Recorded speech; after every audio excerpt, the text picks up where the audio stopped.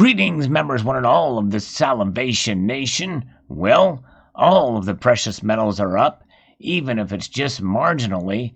It is a move in the upward direction. We've been seeing it, a pattern as of late, with upwards momentum.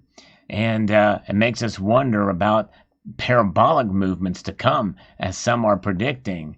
But I'm going to tell you that these things will happen if gold hits up to $10,000 an ounce and silver hits $100 an ounce. Let's explore!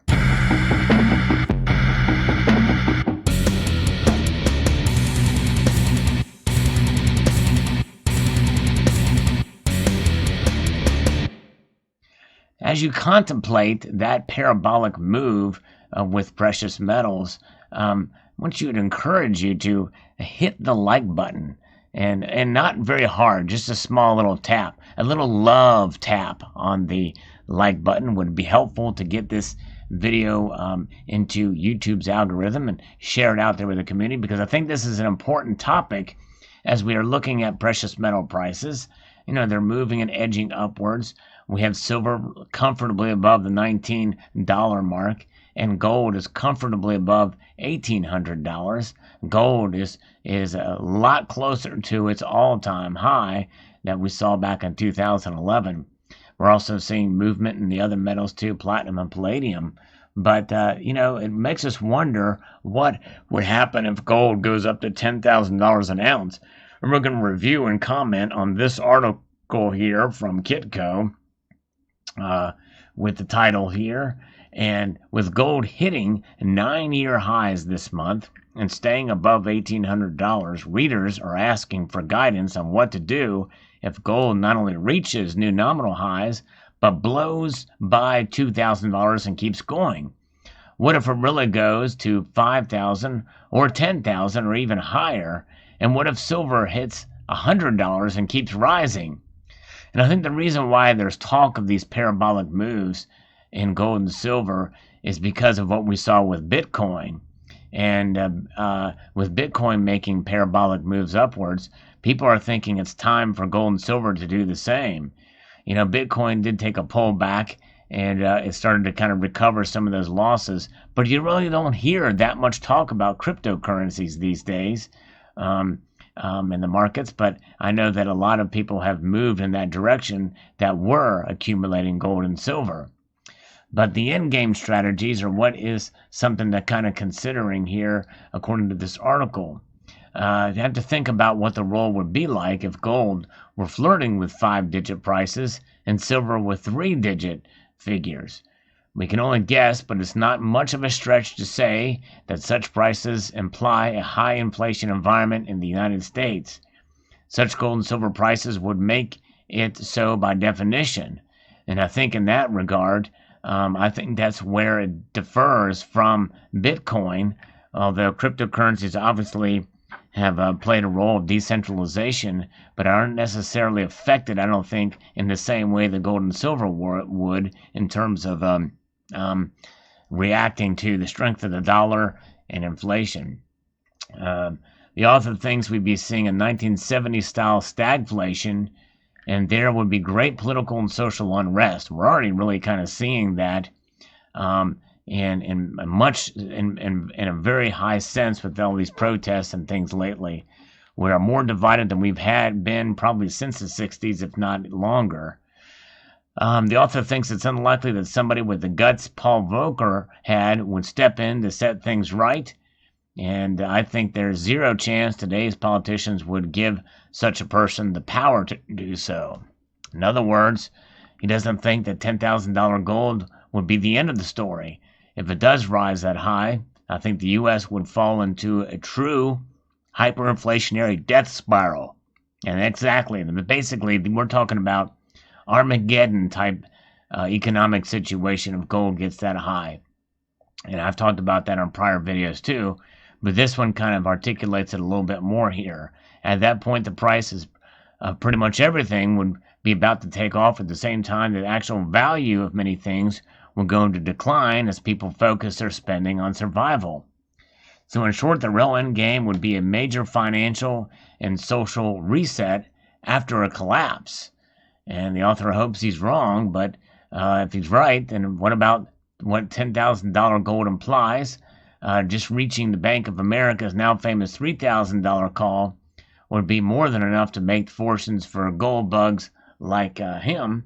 No need to wish for greater misfortune befalling the rest of the world.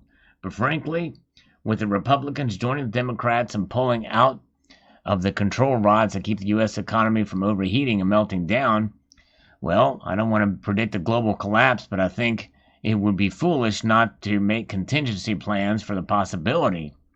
Bearing in mind that all of the above is just a guess, he's not going to glorify his guesses by calling them projections, estimates, or forecast. There are some important steps to keep in mind as we plan ahead. And it talks about the end of fiat currencies as well. It's one thing for Zimbabwe or Venezuela to unleash hyperinflation. It's quite another for the U.S. to do so.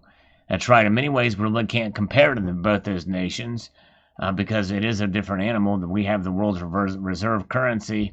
Our economy is in a much better position so that we can flirt with modern monetary policy and get away with it for much longer. Doesn't mean we'll get away with it in the long run, but we can get away with it for a while. To the degree that the mainstream analysts and forex traders think about this at all, most assume that the euro, yuan, or maybe some other currency like the highly regarded Swiss franc would take over as the world's reserve currency. That might happen for a while, but all these governments are in the same fix, so I wouldn't count on it. That's right. Everybody is kind of doing the same thing here with this, what's going on with the coronavirus. I wouldn't count on any country's currency being a good hedge against the demise of the dollar. And why is that? Well, because they're all fiat currencies. None of them are backed by anything. It says the collapse of a financial instrument seen as part of the bedrock of the world, as the US dollar is, could and should call into question the very idea of fiat currencies. We can't even say that dollars, euros, yuan, or even Swiss francs aren't worth the paper they're printed on anymore, since most of the units in existence aren't printed on paper. That's right, they're digitized. The obvious solution markets will rediscover at this future point is gold, especially now that it's easy to own and transfer in small fractional amounts. But even if the author is wrong about that and it's Bitcoin instead, or some new form of wealth preservation, a medium of exchange not yet devised, gold will still have value. I wouldn't say that about any of today's nationals' fiat currencies. You've been warned. So even the author here even gives Bitcoin a little bit of a hand there, but I wouldn't necessarily go that far. And I'm not anti cryptocurrencies or anti Bitcoin either. But I think it plays a different role. The only similarity to gold and silver that Bitcoin has is the fact that it's decentralized. But that's, I think, where it stops. Still relatively speculative at this point. In fact, that's largely speculative. In fact, one can make the argument that silver is more speculative as well, or has become more speculative in the last 10 years here. If gold goes back into circulation, there would be for a time an acute shortage of refined, standardized coinage and other bullion products. And I doubt that's going to happen, by the way. Demand for refined silver for coinage would go nuts. Governments might start stockpiling silver again, adding fuel to fire under silver prices. And that is something that would make sense if you're going to start to use for widely circulating coinage, is to actually use silver again in our money. I wouldn't expect bullion to be as physically hard to find as it was during the recent COVID-19 shutdown. It would just take more fiat currency units to get people to sell us any. But I wouldn't expect the premiums to soar, so that buying a 1-ounce Eagle Maple Leaf Philharmonic will cost a lot more than usual above spot prices. Both the possibility of gold going back into circulation and the potential for high premiums on widely recognized bullion products argue for increasing our allocation to such forms of gold and silver now. And so, yeah, we shall see. But I don't see any of that as a possibility anytime soon, that we're going to see gold or silver in circulation. In a world where an ounce of gold is fetching $10,000 or more, we're likely to have many pressing concerns in our lives, potentially including our physical safety. It would take a science fiction novel to explore these possibilities, but there are two specific concerns many resource speculators share that are worth thinking about ahead of time. Number one would be currency controls. As things get dicey, it's quite likely that even first world countries with excellent rule of law will resort to the little black book of dirty tricks governments pull out during a financial panic. One of the first to impose currency controls on any form of money crossing their borders. These can range from imposing taxes on transactions to flat out confiscation at the border. You can leave, but your money stays here. It may seem inconvenient now, but the clear solution is to spread our financial assets among several jurisdictions. Ideally, these would be places where we feel relatively secure in the integrity of our holdings and where we wouldn't mind spending time. And then the issue of confiscation, which is something that's talked about quite a bit, is the U.S. confiscated private citizens' bullion during the Great Depression, even though it really wasn't a confiscation. We'll talk about it here momentarily. Franklin Delano Roosevelt did this by executive order on April the 5th, 1933. If it can happen once, it can happen again. And if it can happen in the U.S., it can happen anywhere. FDR's government paid U.S. persons for their gold in paper money. So that's how it was. It really wasn't a confiscation. And they mandated it, but they didn't go around door to door collecting gold and silver and forcing people to give up their gold. But that was before devaluing the dollar when they paid them in paper money. But at least they didn't seize it with no compensation of any sort. I wouldn't expect most governments around the world to be so generous, especially if they first criminalized gold. Only drug dealers and child molesters use gold. Yeah, what is that saying? If you outlaw gold, only outlaws will have gold and use gold. Clear solution again is to spread our bullion holdings among several jurisdictions, which is very hard to do. I do that on a micro scale by spreading it out among several family and friend members and not having it in one location. I think that's extremely valuable. In fact, the least amount is in my location, hardly any. Internationalizing our lives is a daunting idea for most.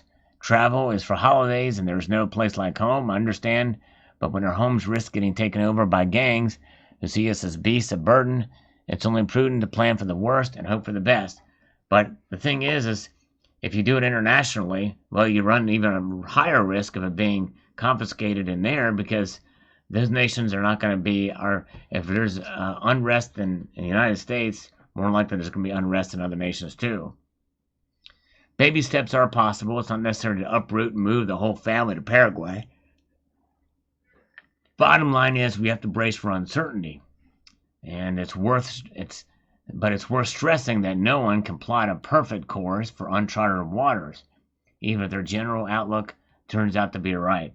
That's where prepping comes in, from having enough ammunition and guns and enough water, enough food supplies, and all that stuff, which is paramount in any kind of situation we're talking about here, which more likely would be much more of concern than $10,000 gold or even $5,000 gold, I believe.